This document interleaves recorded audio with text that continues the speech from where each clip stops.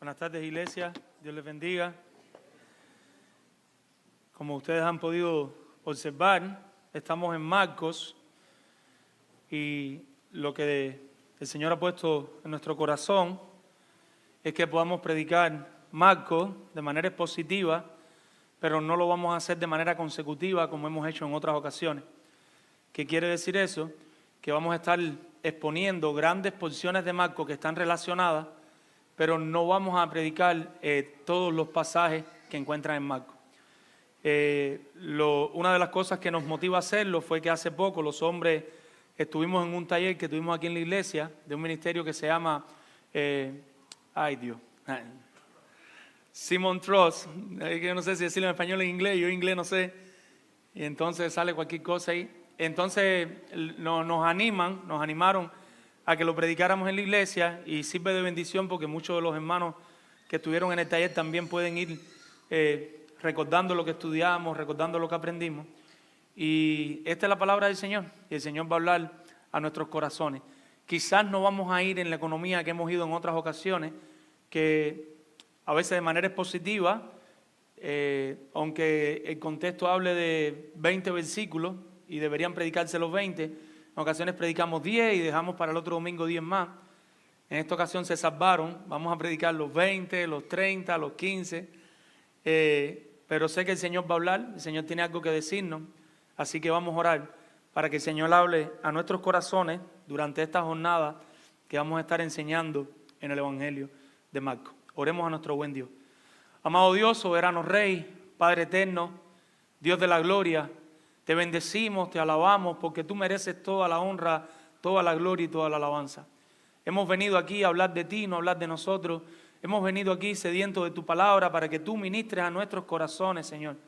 Hemos venido aquí, Dios, rogándote, suplicándote que tú hables a la vida de los hermanos, Señor, y que cuando terminemos de predicar, cuando terminemos de alabarte, hayan vidas cambiadas por el poder de tu palabra y a través del poder de tu Espíritu Santo, Señor. Transforma corazones, conquista las mentes, Señor, y lleva a tus hijos a vivir para tu gloria, Señor.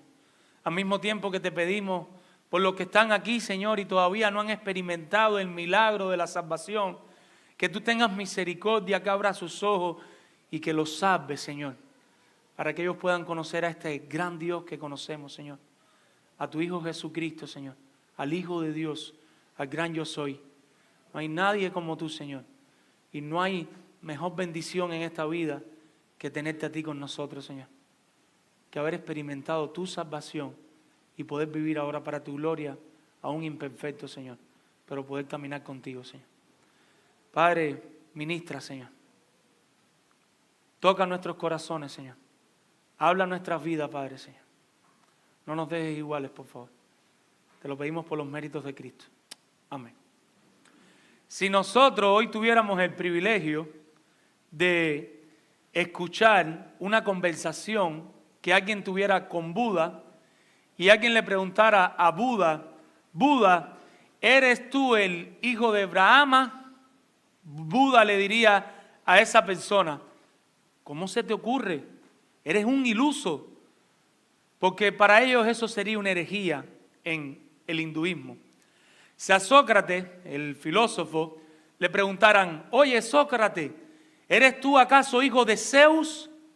Sócrates le diría, qué necio eres, no tienes cultura, no has estudiado nada. ¿Cómo se te ocurre decir que yo soy el hijo de Zeus? Si a Mahoma le preguntaran, oh Mahoma, ¿es usted el hijo de Alá? Mahoma, ahí en su puesto, rasgaría sus vestidos, se echaría ceniza sobre la cabeza y te mandaría a matar, porque Mahoma si no va a jugar. Te diría, eres un hereje, asesínenlo, mátenlo, como están haciendo en el Medio Oriente. Córtale la cabeza. Pero ¿y qué? Si tuviéramos a Jesucristo delante y le pudiéramos preguntar a Jesucristo, hey Jesús, ¿eres tú el Hijo de Dios? ¿Qué respondería Cristo? Tú lo has dicho, porque Él es muy sabio. Él mismo no se va a dar la propaganda. Él te va a decir con la sabiduría que yo quisiera tener y no la tengo. Yo no sé cuándo me la va a dar. Yo mira que se la pido. Sí, tú lo estás diciendo. Y así lo hizo en varias ocasiones.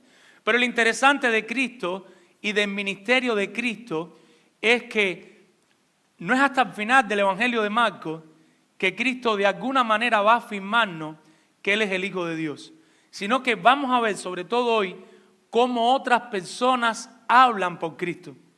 Hay otras personas que se encargan de decirnos quién es Cristo y por qué Cristo es el Hijo de Dios. Y precisamente eso es lo que vamos a estar estudiando en parte. Lo primero que dice nuestro texto es que Marcos, el evangelista, el que escribe esta carta, él mismo declara en el versículo 1, y él dice al final del versículo 1, Jesucristo, Hijo de Dios. Y la pregunta que nos pudiéramos hacer mucho, ¿y quién es Marcos? ¿Quién es Marcos? Marcos es más conocido en la historia como Juan Marcos. Marcos era el sobrino de Bernabé. ¿Recuerdan Bernabé y que se habla que tenía un sobrino que se llamaba Marcos? Pero este Marcos tuvo algunas experiencias interesantes en su vida. Este Marcos tuvo el privilegio de ver en su casa lo que nosotros diríamos ahora una casa culto. En su casa las personas se reunían, leían lo que tenían de las escrituras, oraban. Este Marcos vio cómo los cristianos eran perseguidos por causa del Evangelio de Cristo. Este Marcos vio cómo la palabra se predicaba con poder, vio cómo vidas eran transformadas. En una ocasión narran los evangelios que Pedro estaba preso y cuando Pedro sale de la prisión, ¿saben a casa de quién fue? A casa de Marcos. Ábrenme. Y ahí estaba el pueblo orando por él. Marcos se movió en un ambiente del evangelio. Pero los que han estudiado el libro de Hechos saben que a Marcos le pasó algo. Llegó el primer viaje misionero. Marcos estaba súper motivado, súper lleno de deseo de ir a ganar el mundo para Cristo. Y Marcos se monta en un barco con Pablo. Imagino que tener a Pablo al lado era un poco intimidante. Y con Bernabé eran siervos humildes, pero al mismo tiempo tú veías la pasión y el amor que tenían por el Señor. Y en algún momento del viaje misionero, Marcos decide abandonar el viaje misionero. A pesar de todo lo que había visto, a pesar de lo que había experimentado a través de otras personas, ahora él estaba abandonando el viaje misionero que tenía que hacer para su Señor. Consecuencia de esto, viene el segundo viaje misionero y Pablo dice, yo no quiero a Marcos ahora conmigo, porque en la primera situación que venga, Marcos nos va a dejar. Bernabé no está de acuerdo con esto y lastimosamente, pero no por error, porque Dios es soberano y Dios está al control, ellos quedan separados. No nos podemos detener mucho en esto, solo quiero que se queden con la imagen de alguien que en su corazón había sufrido la decepción de lo que es en algún momento abandonar los planes y la misión del Señor. Pero para la gloria de Dios, nosotros llegamos a Colosenses capítulo 4, versos 10, 12 años más tarde, y ahora el apóstol Pablo dice de nuevo que él está en el lugar donde estaba con Marcos. Gloria a Dios. Pero nosotros llegamos a 2 de Timoteo capítulo 4, verso 11, y el apóstol Pablo ya está en los últimos días, está preso, va a morir, y entre todas las cosas que está pidiendo, ¿saben una de las cosas que pidió? Envíenme a Marcos porque me es útil. Y gloria a Dios por el milagro de la restauración y del crecimiento espiritual. Por ver cómo ahora Marcos no solo era el Marquitos que había visto las cosas que el Señor podía hacer, sino que ya era un hombre en la fe y era el Marcos que estaba dispuesto a servir al Señor, aún allí en una cárcel del lado de Pablo que sabía que eso le podía costar la muerte. ¡Qué gran Señor! Ahora este Marcos narra la historia, porque no lo dice la Biblia, una vez que Pablo muere, se va con el apóstol Pedro. ¿Quién era el apóstol Pedro? ¿Se acuerdan? Antes que el gallo cante, me negarás 3 veces. A uno que entendía de verdad lo que era darle la espalda al Señor, caer en pecado, porque cuando Pedro negó al Señor 3 veces cayó en pecado, pero que después el Señor te restaure y te use para su gloria. Y ahora Marcos, codo a codo con Pedro, están escribiendo el Evangelio de Marcos. Posiblemente algunos dicen que en vez de llamarle el Evangelio de Marcos, deberíamos llamarle el Evangelio de Pedro, porque posiblemente Pedro era quien estaba dictando y Marcos era quien estaba escribiendo las vivencias de primera mano de Pedro cerca del Señor Jesucristo. Quédense con un poco de toda esta información ahí en la mente, de alguna manera nos va a ser útil dentro de la predicación. Le hemos puesto por título a este corto sermón, ¿quién es Cristo para ti? Y es una pregunta que quisiera que todos estén haciendo ahora mismo. No la responda en alta voz, pero pregúntate ahora mismo, ¿quién es Cristo para ti? Para ti, ¿quién es Cristo? Es otra manera de decirlo. Y lo que nosotros pretendemos, o queremos, o anhelamos, o deseamos, es que todos los aquí presentes podamos reconocer que Jesucristo es el Hijo de Dios para que podamos ser salvos. Nuestro mayor anhelo, nuestra oración durante esta semana, es que todos los que estamos aquí presentes podamos reconocer de una manera clara y evidente que Jesucristo es el Hijo de Dios y que a través de esa confesión, a través de ese creer genuino, nosotros podamos ser salvos. Y los que ya son salvos, pues que sigan caminando con el Señor. Gloria a Dios. Amén.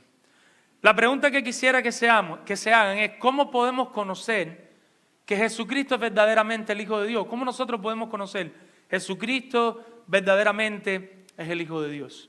Pues vamos a aprender a la luz del texto de hoy, vamos a estar desde el versículo 1 hasta el versículo 15, si el Señor lo permite.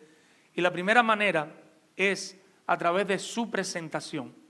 A través de su presentación. Vamos a estar en los versículos del 1 al 13. Esta es la porción más larga. Y su presentación nos referimos a cómo Cristo fue presentado. ¿Cómo podemos saber que Jesucristo es el Hijo de Dios? No por sus propias palabras, sino porque otros lo presentaron. Otros hablaron de él. Otros dieron las credenciales. ¿Y quién fue el primero que lo presentó? ¿O quién fue el primero que lo reconoció como el Hijo de Dios? El primero fue el mismo Marcos. Versículo 1, ¿lo tienen ahí? Y Marcos, si quieren poner inciso A, Marcos lo presenta literalmente como el Hijo de Dios. El primero que lo reconoce, que lo presenta, que habla de él, es Marcos. ¿Cómo Marcos lo dice? Principio del Evangelio de Jesucristo. Principio de las buenas nuevas de salvación en Cristo. Y el momento que dice, ¿quién es Cristo? Hijo de Dios. Marcos afirma de manera enfática, literal y clara. ¿Quién es Jesucristo? Jesucristo es el Hijo de Dios. Y yo les voy a hablar aquí de Jesucristo. Lo que les voy a hablar es del Evangelio de Jesucristo, de las buenas noticias de salvación en Cristo. Porque eso es lo que es Cristo. Cristo es una buena noticia de salvación. Es la buena noticia de salvación que todos los aquí presentes necesitamos para poder ser salvos. Jesucristo, el Hijo de Dios. Cuando nosotros escuchamos Hijo de Dios, si usted se pone a pensar los hijos del hermano tal o del otro hermano, eso para nosotros no tiene ningún sentido.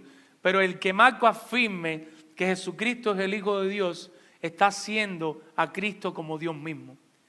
En otras palabras, Él está diciendo el Evangelio de Cristo, que es Dios mismo. Por eso es que los fariseos, más adelante vamos a ver cómo están, y todos los religiosos y todos los maestros de la ley están bien molestos con Jesucristo. Porque cuando otra persona o el mismo Cristo afirmaba ser el Hijo de Dios, eso hacía que al momento ellos dijeran, ¿cuántos dioses hay? Un solo Dios, el Shema. Hay un solo Dios.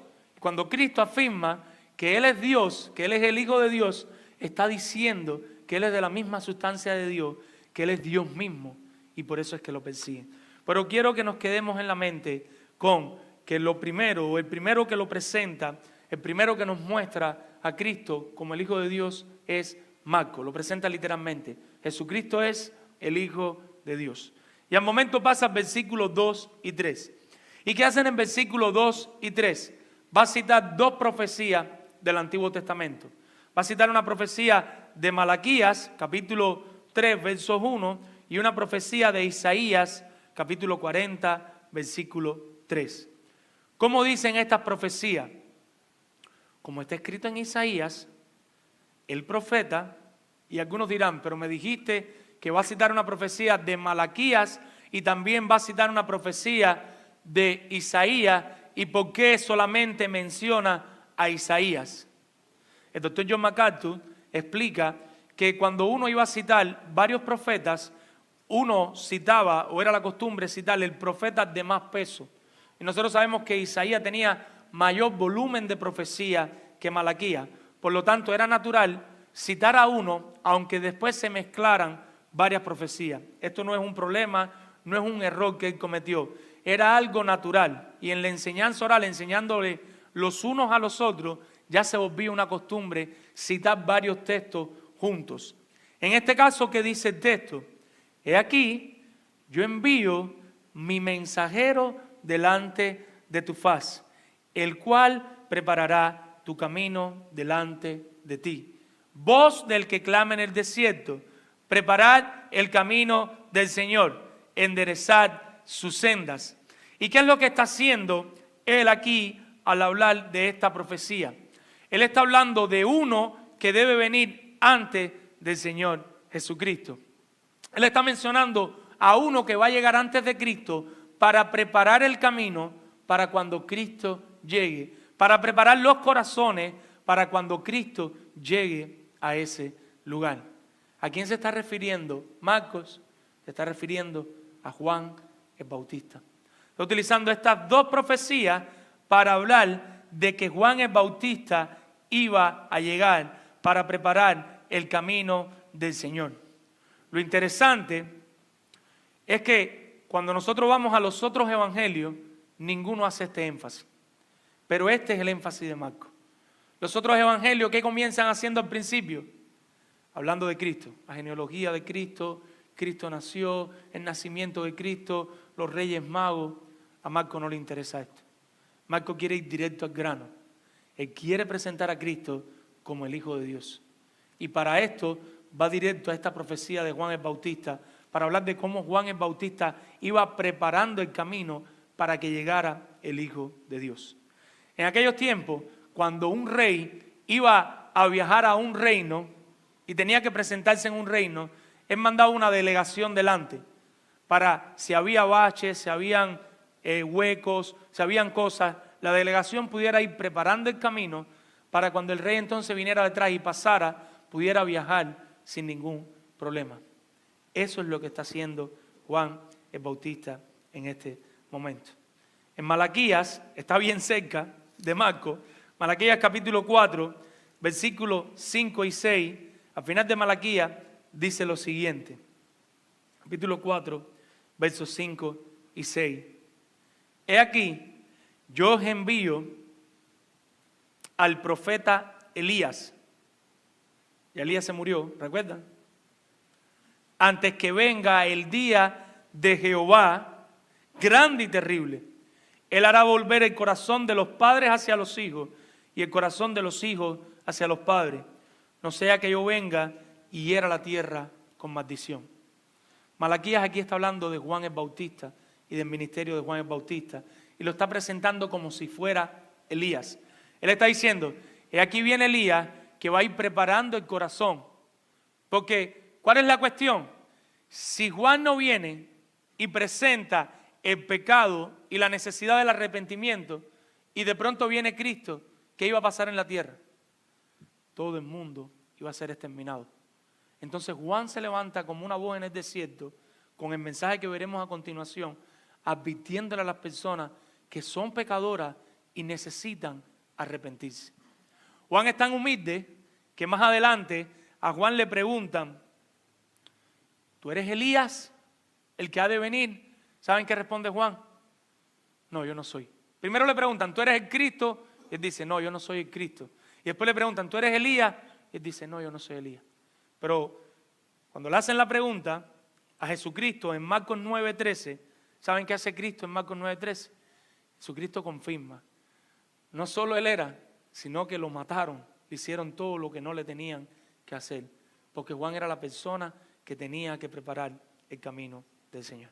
Entonces tenemos a Marcos presentando a Jesucristo de manera literal como el Hijo de Dios. Lo segundo que tenemos en ese primer punto, inciso B, pueden poner, es a Juan anunciando su poder. Juan anunciando su poder. Y vamos a estar con los versículos del 4 al 8. ¿Y qué dicen los versículos del 4 al 8? Bautizaba Juan en el desierto. ¿Y qué hacía? Y predicaba el bautismo de arrepentimiento para perdón de pecados. Y salía de toda la provincia de Judea y todos los de Jerusalén, y eran bautizados por él en el río Jordán, confesando sus pecados.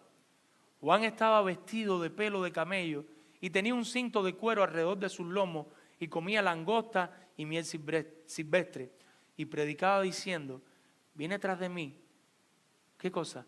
El que es más poderoso que yo, a quien no soy digno de desatar encorvado la correa de su calzado.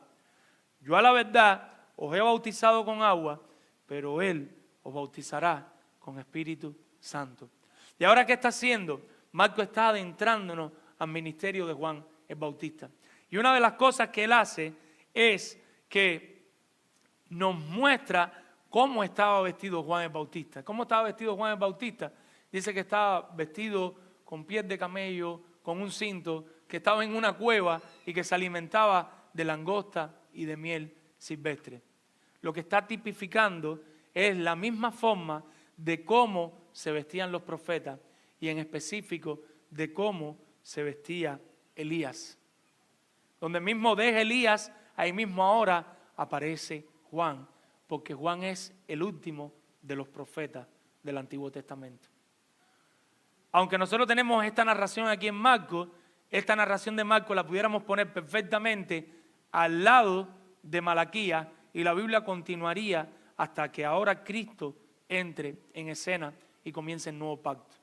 Hasta ese momento es el antiguo pacto. Por eso tenemos el Antiguo Testamento y a partir de ese momento viene Cristo inaugurando el nuevo pacto. ¿Y qué estaba haciendo Juan? ¿Qué estaba haciendo Juan en ese lugar? Pues Juan estaba predicando, estaba diciendo, estaba dando un discurso donde le pedía a las personas, ¿qué cosa? Arrepiéntanse de sus pecados. Ustedes son pecadores. Todos los que aquí están son pecadores. Arrepiéntanse de su pecado. Ahora, en la tradición judía había algo que debían hacer los gentiles. Si un gentil se convertía al judaísmo, había cierto ritual de arrepentimiento que tenía que hacer en agua. Un judío podía entender eso. Pero ahora, ¿quién le está hablando Juan? Le está hablando a los judíos. Él está rodeado de judíos y le está diciendo a los judíos: arrepiéntanse. Es como que yo estoy hablando con las personas que hay aquí hoy y la mayoría de ustedes posiblemente llevan tiempo viniendo a la iglesia y yo te digo a ti: arrepiéntete. ¿Cómo te asienta eso? A los judíos no les asentaba nada bien, porque para ellos era decirle: yo no necesito arrepentirme.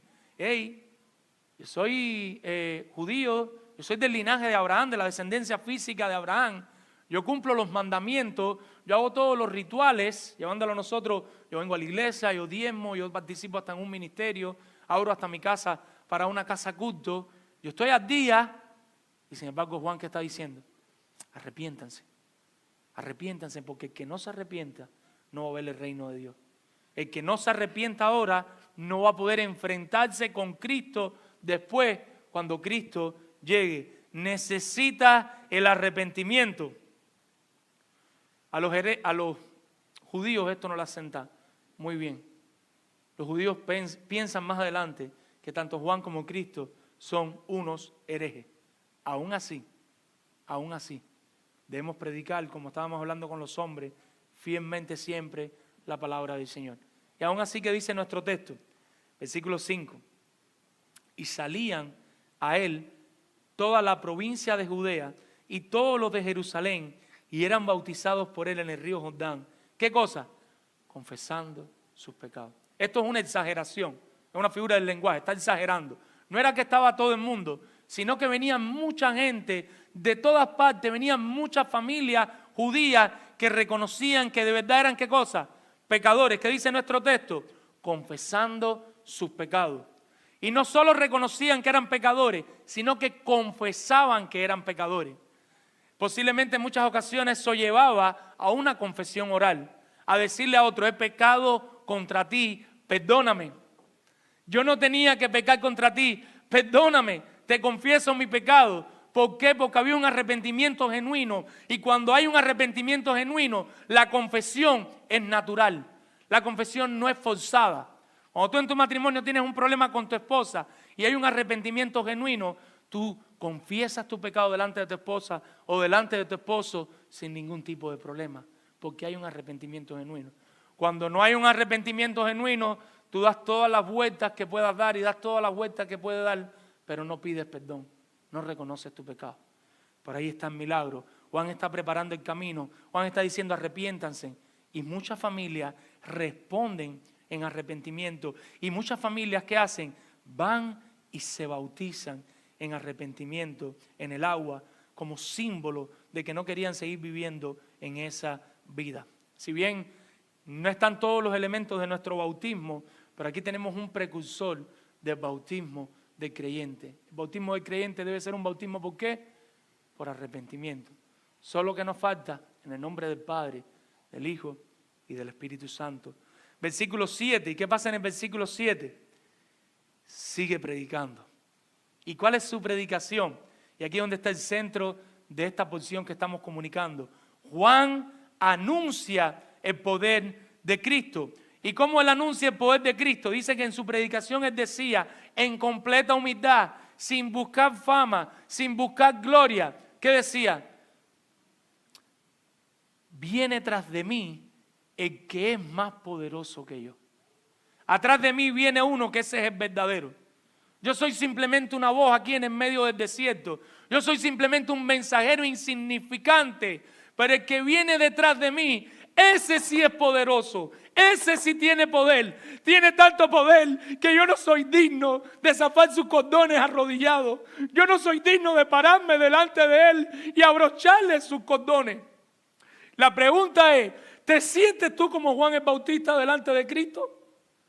¿Cómo te paras delante de Cristo? ¿Te sientes que Él es el que es verdaderamente poderoso o tú te sientes poderoso? ¿Te sientes que debes ir delante de sus pies y reconocer tu indignidad o te sientes digno, te sientes autojustificado? Mi pregunta, ¿quién es Cristo para ti? ¿Es Cristo el Hijo de Dios? Y puedes ir delante de Cristo y ver tu incapacidad y reconocer tu necesidad, ¿o es Cristo para ti otra cosa? Esta debería ser la actitud de todos los aquí presentes, de todos ustedes que nos acompañan, reconocer sus áreas de pecado y ir arrojados delante de Cristo, reconociendo su indignidad y su necesidad de Cristo. Si cualquiera de ustedes sale por esa puerta hoy como mismo entró, pues hemos perdido el tiempo. Y los hemos hecho perder el tiempo a ustedes. Pero si quiera Dios que el Espíritu Santo obre, como le pedíamos el domingo pasado, y el otro, y le pedimos que produzca un arrepentimiento real en ustedes. Que esto más que una charla, un lugar donde hay un pastor explicando la palabra del Señor, sea un lugar donde el Espíritu Santo obre en sus corazones y la semilla de verdad caiga en ese terreno fértil y la semilla de verdad dé fruto de arrepentimiento. Y de verdad tengamos el milagro, que se acabe el culto y que hayan vidas cambiadas de verdad. Quiera Dios hacer ese milagro, porque si no estamos perdiendo el tiempo. Si nos vamos de nuevo, tu matrimonio sigue igual, la crianza con tus hijos sigue igual, la relación con tus hermanos sigue igual, estamos perdiendo el tiempo. Dios quiera, porque yo no los puedo manipular, que el Espíritu Santo hace mi oración, porque donde el Espíritu Santo obra a través de la palabra, nadie, pero nadie se puede resistir. Y por eso yo le pido, y le pido en lo que ustedes oyen en la oración, que esa sea su oración. Que la soberbia y la arrogancia se vaya por los huequitos del techo y que el Espíritu Santo obre en los corazones, produciendo un arrepentimiento genuino en nuestras vidas. Cristo es el verdadero héroe. Amén. Cristo es el fuerte. Cristo es el digno. Él es. Yo no soy ni fuerte ni digno. Juan está anunciando el poder de Cristo. ¿Por qué Cristo es el Hijo de Dios? Marcos lo dice de manera clara. Jesucristo, el Hijo de Dios. ¿Por qué Cristo es el Hijo de Dios? Juan lo reconoce. Y Cristo más adelante dice, no hay uno que haya nacido de mujer que sea como este. ¿Qué quiere decir eso? Que ninguno de los que está aquí se puede parar al lado de las rodillas de Juan el Bautista. Con todas las oraciones, los ayunos, las buenas obras, el dinero que hayan regalado, ninguno de ustedes, incluyéndome a mí, nadie aquí, le llegamos a las rodillas espiritualmente a Juan el Bautista. Y Juan el Bautista se postra en los pies, en los tobillos de Cristo. Y él dice, yo no soy digno de zafarle los cordones a este hombre. Él es el poderoso. ¿Y por qué tú no piensas así de Cristo? ¿Por qué tú te sientes más poderoso que Cristo? Versículo 8, ¿qué estás haciendo, Juan? Yo a la verdad os he bautizado ¿con qué? Con agua. Y mira que era necesaria la simbología del agua. Pero Él os bautizará con Espíritu Santo. Como realmente pasó. Al bautizar a los que reconocían su pecado y se arrepentían, hasta ese momento llega el antiguo pacto. Ahora cuando Cristo va a entrar en escena, como le decíamos ahorita, comienza el nuevo pacto. Hasta aquí cumplió con todas estas profecías. Esta es la última profecía, la que está dando Juan. Y hasta aquí Cristo cumple con todas esas profecías. El camino está listo. Aquí lo tienen, le está diciendo Juan. Arrepiéntanse. Entonces, esos arrepentidos están preparados para que Él los bautice con el Espíritu Santo. En otras palabras, si no hay arrepentimiento, no hay bautismo del Espíritu Santo. Porque hay muchos que quieren poder, que quieren orar y que se conviertan 100, y orar y que se sanen 5, y que Dios los use haciendo no sé qué y no sé qué más. Si no hay arrepentimiento, no hay poder del Espíritu Santo. Si no hay arrepentimiento, y este es el mayor poder del Espíritu Santo, no hay salvación. Si no te arrepientes, no vas a ser salvo. No puedes ser salvo sin arrepentirte. Puedes conocer de Dios, puedes conocer de Cristo, pero tienes que reconocer tu pecado y tienes que arrepentirte. Hechos capítulo 1, versículos 4 y 5. Está el Señor Jesucristo. ¿Recuerdan? El Señor Jesucristo muere, resucita el tercer día. El Señor Jesucristo está ahí con sus discípulos, como veremos más adelante. Ya está casi llegando la hora y en Hechos 1, versículos 4 y 5, le dice, esperen. Hechos capítulo 2, versículo 33. El Hijo cumple este papel de derramar el Espíritu Santo sobre todos. Y en ese momento todos los arrepentidos, todos los creyentes ahí reunidos, todos recibieron el Espíritu Santo. Todos fueron capacitados para servir a su gran Señor. Versículo 9. ¿Y qué pasa en el versículo 9? Y miran este contraste que se nos presenta. ¿Y qué pasa en el versículo 9? Aconteció en aquellos días que Jesús vino de Nazaret de Galilea y fue bautizado ¿por quién? Por Juan en el Jordán. Ahora, Jesucristo va donde está Juan para que Juan lo bautice. Y Marco no le interesa eso, pero en otro evangelio se narra cómo Juan le dice, yo no te voy a bautizar a ti. ¿Cómo yo te voy a bautizar a ti, Señor? Pero Jesucristo le dice, mira, como un buen amigo, hazme caso, yo sé lo que estoy haciendo.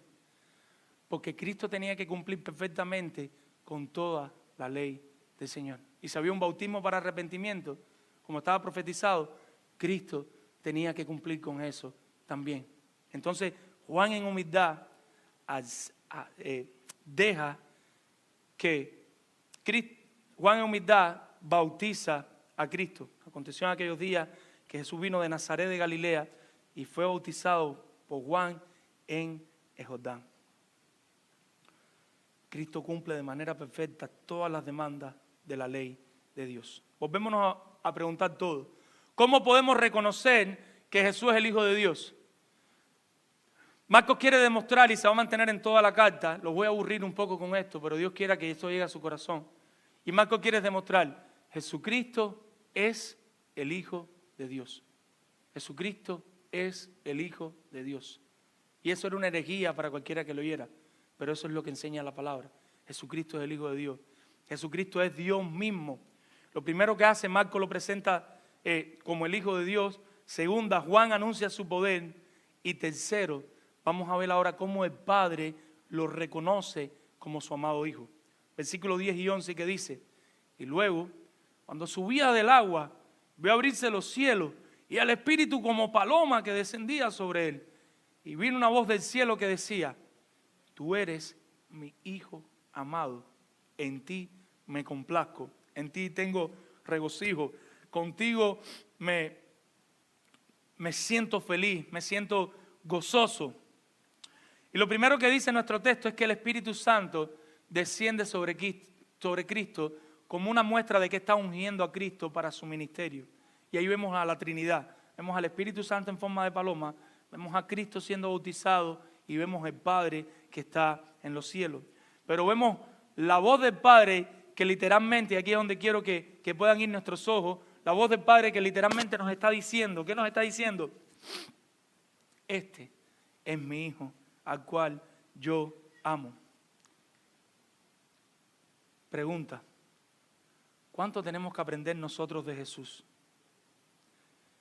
Le pregunto a todos los hijos, y es una pregunta sin llegar a las aplicaciones, pero me gusta hacerla.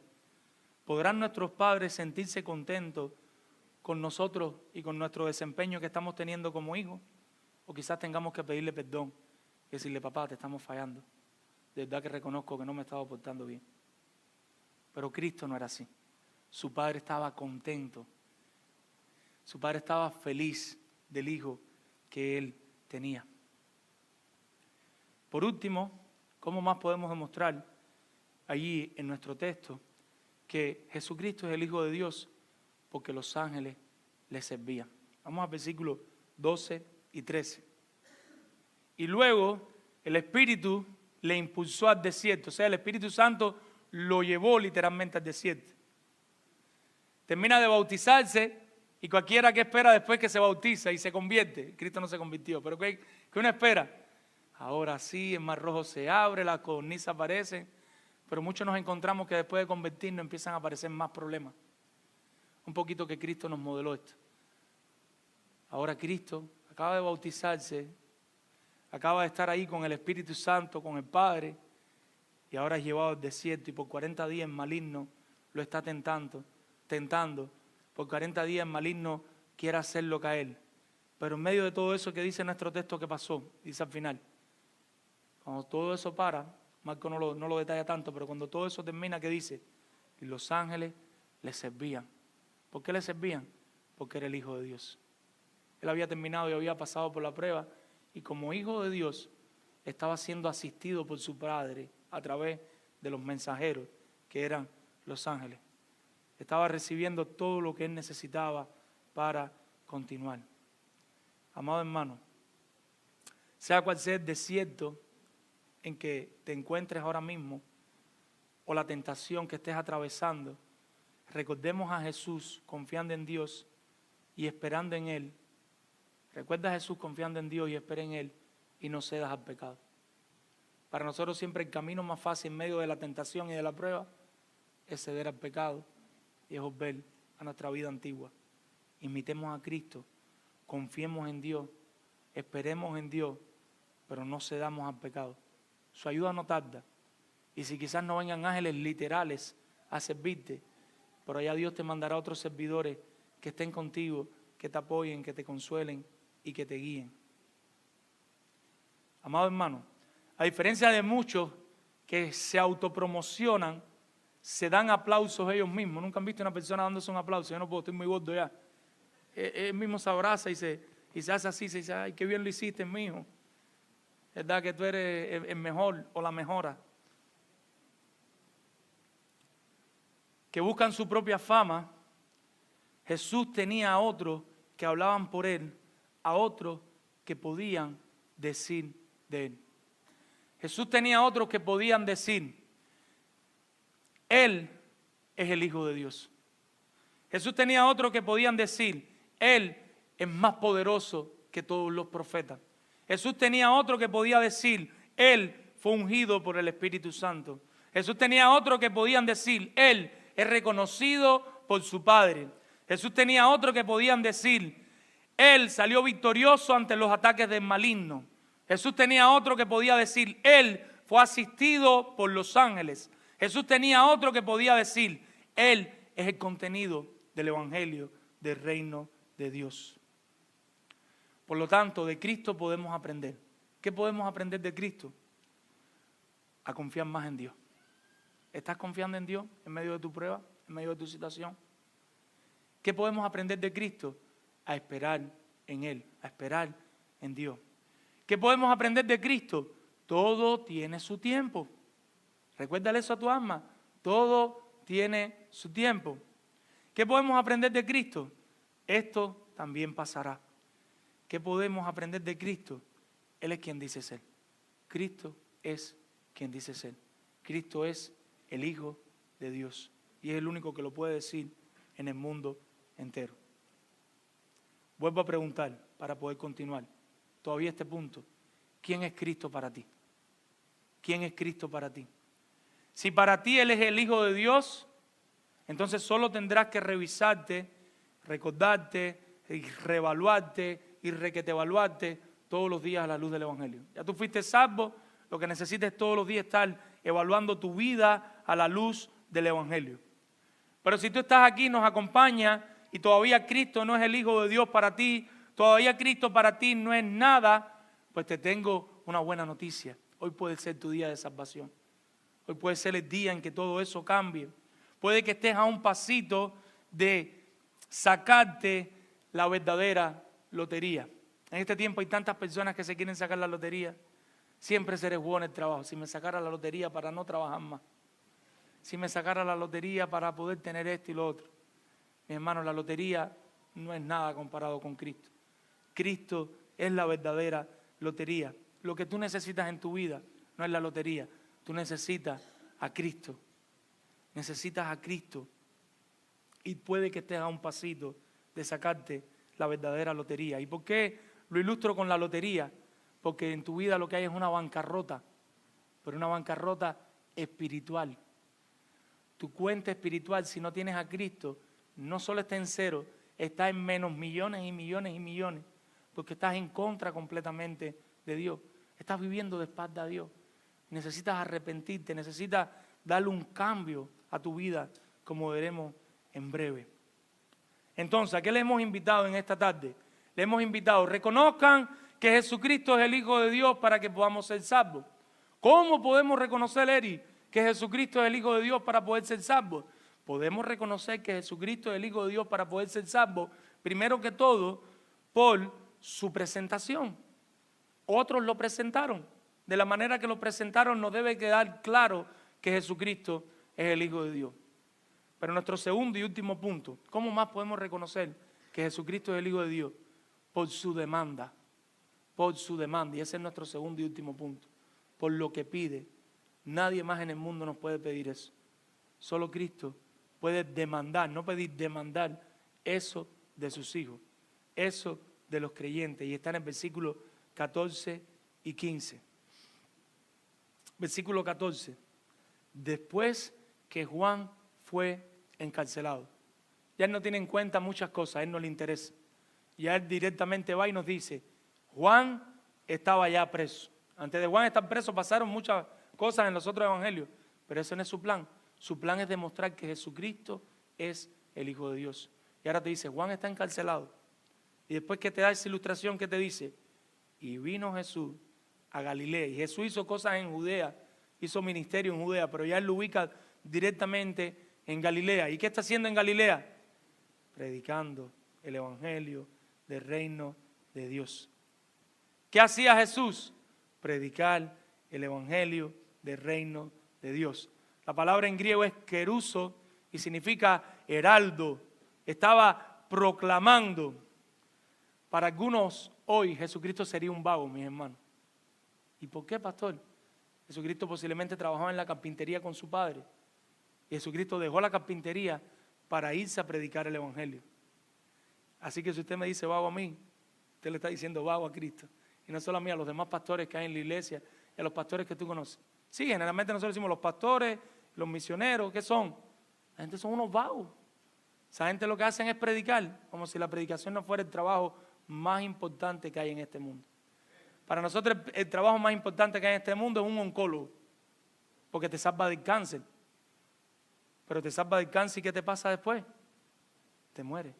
Pero los predicadores, los pastores, han sido mandados para presentarte el Evangelio, para que tú salgas de tu cáncer espiritual y puedas vivir para la eternidad. ¿Qué tiene más valor, amado hermano? Los pastores no son unos vagos. Que haya pastores que no hagan su trabajo, eso es otra cosa. Pero el trabajo de los pastores es importante. Y eso es lo que estaba haciendo Cristo.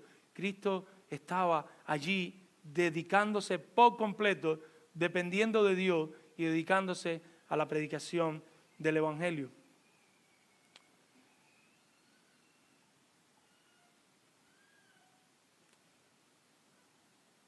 Cristo predica el Evangelio, al igual que cualquier pastor y cualquier predicador, porque Dios lo llamó, porque Dios lo sostiene y porque Dios lo capacita.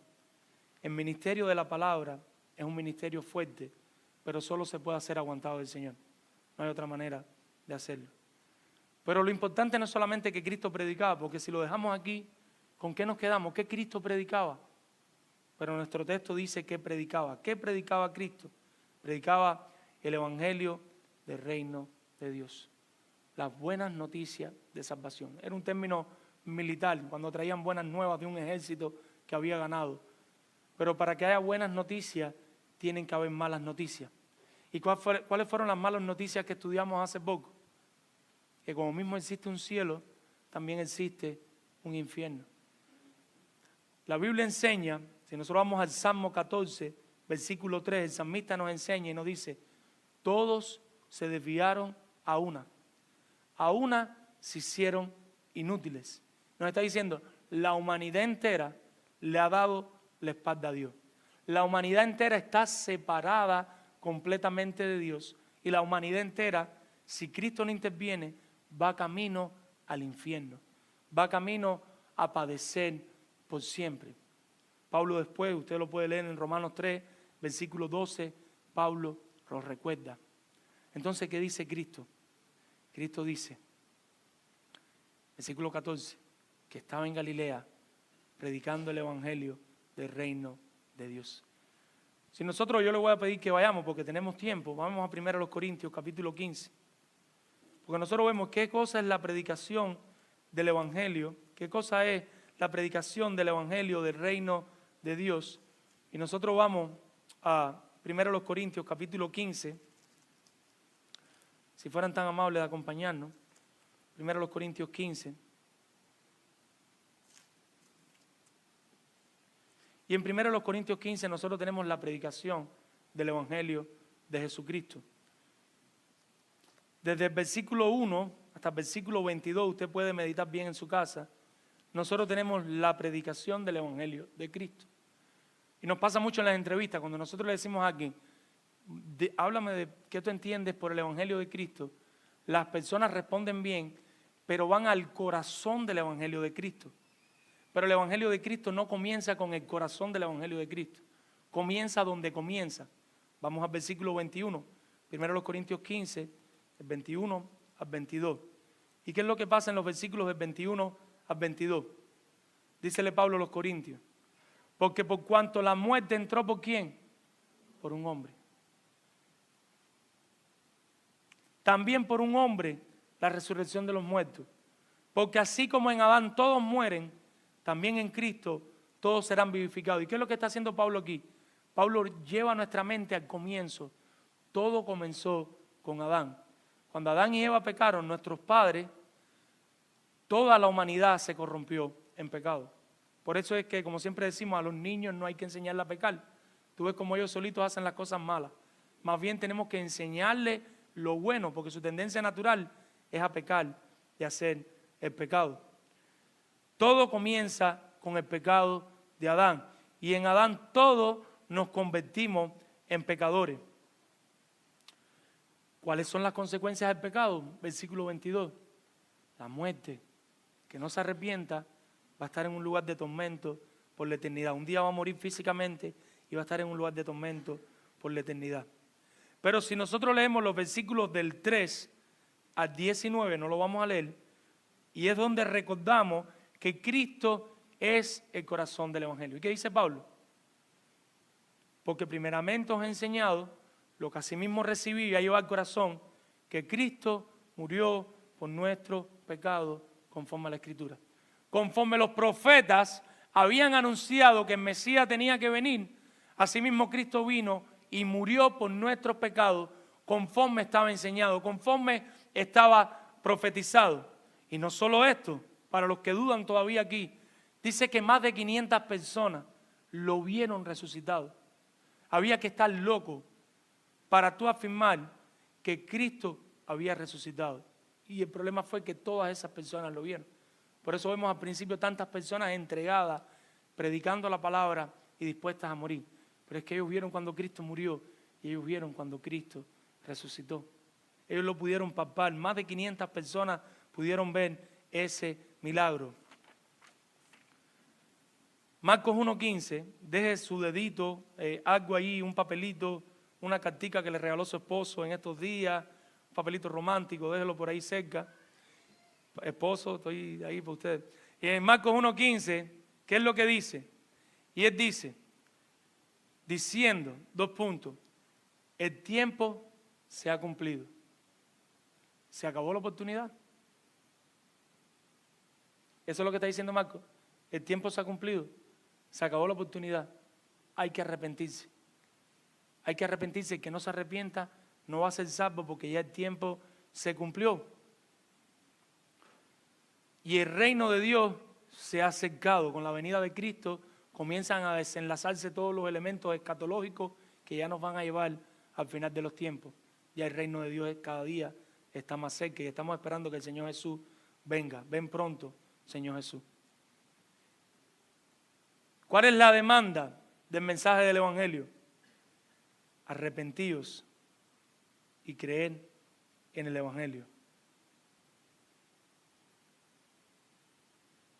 Arrepiéntanse y crean en el Evangelio. ¿Qué cosa es el arrepentimiento, mis hermanos? Un cambio de vida. Lo hemos dicho y lo hemos ilustrado en muchas ocasiones, pero como veíamos hoy a Pablo con los filipenses, yo no me canso de volverles a enseñar las mismas cosas. Entonces el arrepentimiento, veámoslo así. Usted está caminando en esta dirección, camino al pecado, haciendo lo que a usted le place, haciendo lo que a usted le gusta, haciendo lo que usted desea, sin rendirle cuenta a nadie. El arrepentimiento es que de pronto tú te das cuenta que tú estás viviendo de espalda a Dios. De pronto tú te das cuenta que tú vas camino al infierno. De pronto tú te das cuenta que lo que tú estás haciendo a Dios no le agrada.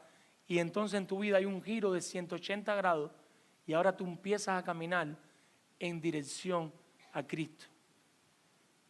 Los que están aquí dicen que son verdaderos creyentes. ¿Ustedes pueden observar ese arrepentimiento en su vida? No me respondan. ¿Usted ve que usted cada día está más cerca del pecado o que cada día hay una santificación progresiva donde usted va caminando, algunos paulatinamente, otros más rápido, pero de alguna manera usted observa en el tiempo, 1 año, 2, 3 años, y usted ve cómo hay una santificación en su vida? Si hay una santificación, si cada día usted odia más el pecado. Y aquí hay una paradoja. ¿Y cuál es la paradoja? Lo anoté, para que no se me olvide. Hay un estado donde reconoces tu suciedad y su santidad. A medida que pasa más el tiempo, ahora tú puedes reconocer más tu suciedad y empiezas a reconocer cada día más que vas entendiendo el Evangelio, su santidad. Por eso, a medida que le conocemos, deberíamos sentirnos más sucios aunque estemos más limpios. Les volé la cabeza. Lo explico de nuevo. A medida que pasa el tiempo, si hay un verdadero arrepentimiento, si tú te arrepentiste de verdad y el Espíritu Santo empezó a obrar en tu vida, aun cuando tú estás viviendo más en santidad, tú te ves más sucio todavía y tú te ves más indigno. Y Cristo cada día es más santo y más grande para ti. Por eso Juan, que ninguno de nosotros le podemos dar al tobillo, dice que él encorvado, él no podía estar ahí delante de Cristo. Y eso es lo que produce la verdadera santidad. La verdadera santidad produce vida verdaderamente arrepentida. Por eso en la santidad no hay lugar para la arrogancia. Por eso en la santidad no hay lugar para la falta de perdón. Por eso en la verdadera santidad y el verdadero arrepentimiento, todos los problemas con el Evangelio deben resolverse. Por eso, en la santidad es donde debemos caminar. Y el que no esté practicando eso que estamos explicando, lo siento por ti, pero tengo una mala noticia, no te has arrepentido. Repetiste una oración, reconociste tus pecados. Yo reconozco mis pecados, pero no reconociste tus pecados. Verdadero arrepentimiento debe hacernos ver nuestra condición y nuestra necesidad de Cristo. Pero su predicación no era solo de arrepentimiento. ¿De qué más era su predicación? Arrepentíos y creed en el Evangelio. Necesitaban confiar que solo en Cristo y que solo a través de Cristo hay verdadero perdón para nuestros pecados. Entonces tú te encuentras aquí y te encuentras completamente desalmado, porque ahora tú empiezas a ver con claridad qué pecador tú eres, pero qué orgulloso yo soy, pero qué arrogante yo soy, pero mire, estoy mirando pornografía, Padre, a ti no te ayuda, no te agrada, pero mire, estoy tratando mal a mi esposa, pero mira, yo no respeto a mi esposo, pero mira que maltrato a mis hijos, pero mira que maltrato a mis padres, y ahí podemos poner etcétera, etcétera, etcétera. Esto se empieza a ser evidente para ti y llega un punto donde tú dices, yo sé lo mal que estoy, pero no sé qué hacer. Ahí es donde viene creer. Y entonces Marcos te está diciendo que Cristo no solo predicaba el arrepentimiento, sino que también decía, crean en Cristo para salvación. Es como cada pecado de eso, es como un escalón que te hunde y que te hunde y que te hunde. Y tú estabas hundido, esto es como tercera dimensión, pero tú no te dabas cuenta. Ahora simplemente te estás dando cuenta cuán hundido estás y tú no tienes cómo volver arriba. Necesitas aguantarte de la mano de Cristo. Quizás esta ilustración te ayude. Cuando vivíamos en Cuba, mi amada esposa y yo, mi esposa trabajaba con unos niños en varios lugares semanalmente, y a veces preparábamos, como eran niños allí que sus padres la mayoría no eran cristianos, y estábamos en el campo, hacíamos obras de teatro, yo la ayudaba, la apoyaba a ella y nos disfrazamos de lo que hubiera que disfrazarse, con tal de que aquellos niños pudieran escuchar el Evangelio. Entonces, recuerdo una obra específica donde nosotros tratamos de ilustrarle a los niños para que ellos pensaran cómo vas a llegar al cielo. Me recuerdo que tomábamos una escalera y le preguntamos, ¿con una escalera podemos llegar al cielo? No. Cogíamos unos globos con aire, con unos globos, ¿podemos llegar al cielo? No. Con la ayuda de dos iguales que tú, pecadores iguales que tú, ¿puedes llegar al cielo? No. La única manera, niños, de llegar al cielo es a través de Cristo. Necesitan creer que Cristo es el Hijo de Dios, que vino a la tierra y que murió por nuestros pecados, que resucitó el tercer día, niños que se encuentran aquí. Y si un niño puede entender eso, y yo lo creo, yo creo que un niñito un poquito más grande puede comprender eso y puede arrepentirse y puede ver su pecado y ser salvo. Mis hermanos, entonces los adultos que están aquí, ¿por qué no acaban de entender que sin Cristo no van a ser salvos? Que necesitas a Cristo, necesitas arrepentirte, pero necesitas creer en Cristo. Necesitas que tu dinero desaparezca como una solución, que tus títulos desaparezcan como una solución, que la medicina desaparezca como una solución para la necesidad de tu corazón y el estado de tu alma. Y tiene que llegar el punto donde sea Cristo y solo Cristo. Tiene que llegar el punto donde la cruz sea tu única salvación. Donde tú digas, lo perdí todo, pero tengo a Cristo, lo tengo todo. Y no al revés, lo tengo todo, pero no tengo a Cristo. ¿Qué estoy haciendo? Y dejes todo por Cristo. ¿Te encuentras ahí? ¿Quién es Cristo para ti? ¿Quién es Jesucristo para ti? Y esto tiene que ocurrir en algún momento, o debe ocurrir en algún momento en tu vida. Si no ha pasado, lamento decirte que no eres creyente con el dolor de mi alma. Y es bueno que yo te diga que no eres creyente, porque todavía hoy puedes ir a Cristo. Y no importa si estuviste 20 años viniendo a la iglesia, pero hoy fue tu día de salvación. Y gloria a Dios, aleluya por eso. Gloria a Dios porque me salvó, porque abrió mis ojos hoy, en el 2024. Les pedí que quería regresar a 1 Corintios capítulo 15, versos 1 y 2. Y estos dos versículos nos van a ayudar a darnos cuenta si de verdad somos salvos o no somos salvos. Esto es personal, pero yo creo que un buen ejercicio es que usted se siente con su esposa por la noche y le diga a su esposa o a su esposo, amor, ayúdame a evaluar esto. En caso que Dios no lo quiera, usted esté divorciado o usted sea viudo, siéntese con sus hijos y pregúntale a sus hijos que le ayuden a evaluar esto en su vida. ¿Y cómo lo dice Pablo? Además os declaro, hermanos, el evangelio que os he predicado. Esto es lo que yo les he predicado a ustedes.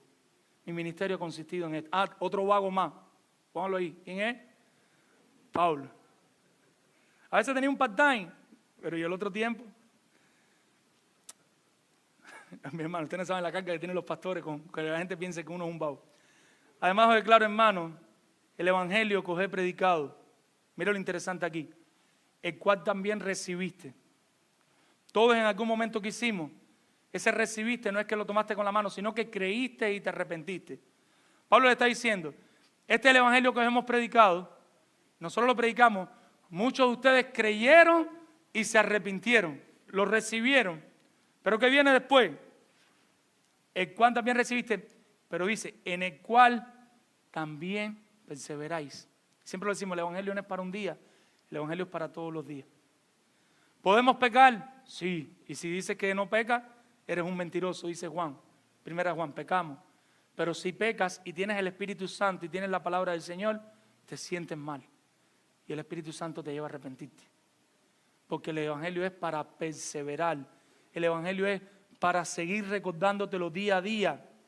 ¿Qué dice después?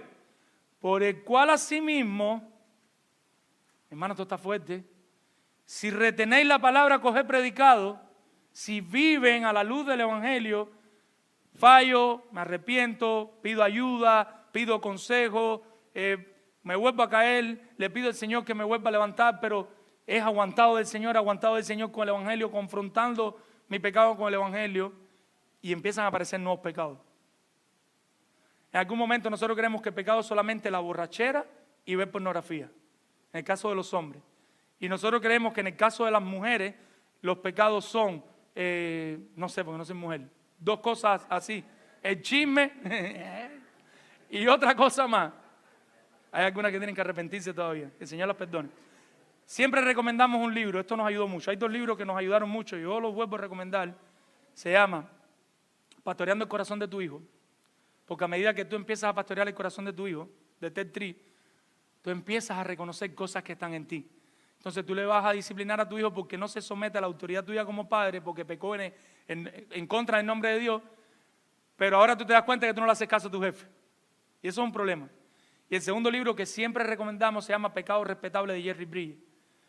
Porque ahora es como que Cristo entró en tu sala, vamos a decir la pornografía, ya tú no ves pornografía, gloria a Dios, aleluya, aléjense de eso. Cristo entró en tu comedor, y tu comedor era hacer negocios sucios, ya no hacer negocios sucios, y así él va conquistando varios lugares, me gusta ilustrarlo así, pero de pronto tú levantas ahora el tapete delante del refrigerador, sobre todo los que son medio americanos, no, mentira, es broma, amamos a nuestros hermanos, y usted descubre que eso está lleno de tierra y lleno de polvo, así es nuestro corazón. A medida que tú vas creciendo más y más en santidad, ahora te empiezas a buscar en lugares que no estabas buscando. Y ahora tú estás levantando el sofá, estás levantando la cama. Olvídense de eso. Es mejor ser cochino en la casa, pero espiritualmente limpio. Miren esto como debe ser.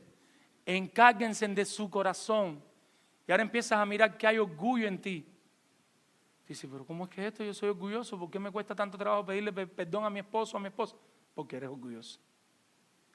Ahora empiezas a descubrir que hay envidia en ti. Y por ahí podemos seguir mencionando todos los pecados respetables. Léanse el libro, no vamos a dar la clase del libro ahora. El punto es el siguiente, te sientes más mal, tan mal y más mal que cuando veías pornografía. Porque ahora tú tienes una medida mayor de la santidad de Dios. ¿Me van a entender, mis hermanos? Espero que sí. Y termina él diciendo, si retenéis la palabra que os he predicado, y por eso yo quería venir aquí, sois salvos si no creíste en vano. Creer en vano significa una falsa profesión de fe. Que tú dijiste, sí, yo creo, yo me arrepiento, pero de verdad no pasó en tu corazón. De verdad tú no creíste en Cristo, de verdad tú no te arrepentiste. Para que haya una verdadera conversión tiene que haber un verdadero arrepentimiento y tiene que haber una verdadera confianza en Cristo como único medio de salvación para tu condición de maldad. Tiene que pasar eso. En teología nosotros le llamamos a eso, y le hemos hablado, la perseverancia de los santos. Los santos continúan creyendo, pero los santos continúan arrepintiéndose. Seguimos confiando y seguimos arrepintiéndonos. Me atrevo a decir que el arrepentimiento se hace más evidente y más necesario cuando nosotros conocemos que verdaderamente Cristo es el Hijo de Dios. La confianza en Él crece y disminuye en nosotros. A medida que empiezas a conocer a Cristo como verdaderamente Él es, tú vas a dejar de confiar menos en ti y vas a empezar a confiar más en el Señor. Y ya casi para terminar, recuerdan el grupo de vida que estamos viendo Colosenses 2:7. Y quiero volver a recordar Colosenses 2:7, porque en Colosenses 2:7 había 3 imágenes que vienen al traste con este texto. En Colosenses 2:7 dice la palabra del Señor: arraigados y sobreedificados en Él y confirmados en la fe, así como habéis sido enseñados, abundando en acciones de gracia. ¿Qué está diciendo ahora el apóstol Pablo a los colosenses? Lo dijimos bien. No es solo creer y arrepentirse. No es solo creer y arrepentirse. ¿Qué deben hacer? Echar raíces en la fe, arraigados. Echen raíces y echen raíces profundas en el Evangelio. Entiendan más y más el Evangelio. Profundicen más y más en la palabra del Señor. Mi hermano, la palabra de Dios no tiene fin. Esto no tiene cuándo acabarse. Profundicen en la palabra de Dios. Yo vuelvo de nuevo con la matraquilla. ¿Cómo está tu tiempo devocional personal? ¿Estás leyendo la Biblia? ¿Estás buscando al Señor para poder arraigarte, echar raíces profundas en el Evangelio? No lo estoy haciendo. ¿Qué tiempo hace que no lo hace? 3 meses. Evalúa si de verdad creíste y te arrepentiste. Porque ninguno de ustedes se puede echar 3 meses sin comer pan, arroz, frijoles, taco, bien mofongo dominicano, como se dice, el mangú. Ninguno de ustedes puede hacer eso. ¿Por qué podemos estar 3 meses sin la palabra del Señor? ¿Cómo está su tiempo devocional familiar? Compartíamos anoche una ilustración que a mí me encantaba de cómo estas familias de principio de la iglesia primitiva leían la Biblia por la mañana, oraban al mediodía, leían la Biblia con la familia por la noche. Estamos nosotros como sacerdotes del hogar sentando a nuestra familia de vez en cuando, por lo menos en las noches, ahí después de comida, en el momento propicio para cada edad. Quizás los que tengan niños muy pequeñitos que no comen en la mesa, sea antes de dormir o en otro momento, quizás los que tienen los niños más jóvenes que enseguida se van a sus aposentos a estudiar, entonces quizás eso tenga que ser ahí cuando terminen de comer. Pero como sacerdote del hogar, mi hermano, usted es responsable de que su familia esté echando raíz en la fe. Y no solo echando raíz, dice el texto, sobre edificado, sobre el fundamento que es Cristo. Sigamos construyendo sobre el Evangelio. Y por último, habla de la estabilidad, confirmado, y tiene que ver con estabilizarse. Porque si de vez en cuando no nos recordamos el Evangelio, nuestra vida espiritual se va a tambalear y se va a desvanecer. Necesitamos esa plomada espiritual que estabiliza nuestra vida, que se llama el Evangelio, que se llama el arrepentimiento y el creer. Necesitamos esa plomada donde nosotros evaluemos, ¿me estoy arrepintiendo? ¿Estoy pecando? ¿Cómo me siento? Pero por otro lado, esa plomada nos debe enviar a la otra a preguntarnos, ¿confío en Cristo? ¿Estoy confiando en Cristo? ¿Estoy continuando en mi confianza en Cristo? ¿Quién es Cristo para ti? ¿Quién es Cristo para ti? Cristo es el Hijo de Dios. Cristo es Dios mismo. Cristo es el único y suficiente Salvador. Cristo es tu mayor necesidad. Cristo es tu más grande regalo. Cristo es tu mayor anhelo. Si piensas así, eres salvo. Si no piensas así, arrepiéntete y confía y cree en Cristo para salvación. Mis hermanos, vivamos para Dios como Juan el Bautista. Vivamos para Dios como Juan el Bautista, viviendo para su gloria, viviendo para Él. Mis hermanos, anunciemos que Jesús es el Hijo de Dios, sin importar quiénes éramos antes, sin importar si fallamos, sin importar si pecamos. Sigamos adelante como Marcos y como Pedro. Porque algunos de ustedes han caído en pecado y se le han olvidado que tienen que continuar, que tienen que seguir adelante. Entonces el pecado los coge y se los restrega en la cara. Satanás coge el pecado y se los restrega, y en vez de estar acercándose más a Dios, se están alejando más de Dios. Quizás para ti sea lindo hoy conocer que Marco y que Pedro le fallaron al Señor, pero entraron de nuevo en sus caminos y le siguieron sirviendo. Yo no sé de qué tú has pecado. Arrepiéntete y continúa en pos de Cristo y en pos del Evangelio. Prediquemos el Evangelio de Cristo sin esperar resultados, fielmente, y dejemos los resultados al Señor. Cuando Juan salía a bautizar en el desierto, lo único que él tenía claro es que él tenía que decir: arrepiéntanse y bautícense. Cuando Cristo llegó allí, a aquella región, y predicaba y decía: arrepiéntanse y crean, ni Juan ni Cristo estaban pensando en los resultados. Ellos no tenían en mente: pero si se me van la gente de la iglesia, pero si no vienen muchos. Lo único que ellos tenían en mente era ser fiel a la palabra del Señor, ser fiel al ministerio que se les había entregado. En esa misma línea, prediquemos el Evangelio. No seamos pasivos. ¿Cuándo fue la última vez que le predicaste el Evangelio a alguien? Siempre hablamos de predicar el Evangelio, pero te pregunto, pregúntate, ¿cuándo fue la última vez que le hablé a alguien de Cristo? ¿Cuándo fue la última vez que no solo presenté el Evangelio desde Génesis hasta Apocalipsis, demostrándole que todos pecamos, que Cristo tuvo que morir, sino que también al final le hicimos la demanda? Porque a veces predicamos fielmente el Evangelio, pero no hacemos la demanda. ¿Cuál es la demanda? Arrepiéntete y cree. Si te acabo de predicar que eres un gran pecador, que vas camino al infierno si no crees en Cristo, arrepiéntete y cree. Y ahí es cuando la predicación está completa. Predícate a ti mismo todos los días. Si es posible, a toda hora y en cada minuto. Con mucho amor, con mucha paciencia, predícale a tu esposo y predícale a tu esposa. Predícale a tus hijos. No des por sentado que están viniendo a la iglesia. Es tu responsabilidad predicarle el Evangelio a tu familia. Es tu responsabilidad sentarte con tu amada esposa y decirle: amor, vamos a ver, recuerda esto, recuerda el Evangelio. Y así mismo con tu esposo. No importa cuán resabioso sea tu esposo, sean sabias. Pídenle a Dios sabiduría. Quizás tengan que hacer alguna estrategia ahí, una danza, pero dígale que necesitan arrepentirse y creer. Predícale a tu cónyuge, predícale a tus hijos, predica en tus clases.